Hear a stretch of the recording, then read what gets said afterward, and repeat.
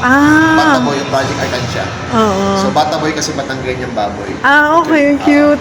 So, Oo. ang concept nito, or is idea nito is magiging, pag inampun mo siya, meron tayong certificate of adoption Ah. dito. So, pag naampun mo siya, ang mangyayari dyan is, yung sa'yo na to, then papakainin mo siya, or bibigyan mo siya ng pera, then yung iipon mo rito, magiging art fund mo. Ah, Pag sinabing okay. art fund, pwede mong ibili ng pintura, art materials, Ah, gitara, okay, okay. Oo or nga, art.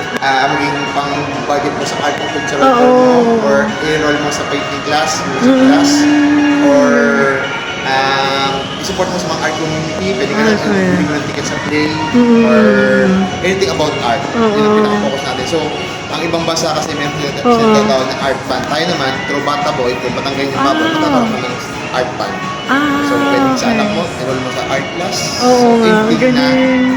na about sa Art, art. oo. Yun ang idol ko sa, di ba kung kasabay po yung Warhol, Basquiat, saan po ito? Sa... Pwede mo po dito. Ayan. Andy Warhol, Basquiat, Jeff Koons. Oo. Pero idol ko si Basquiat.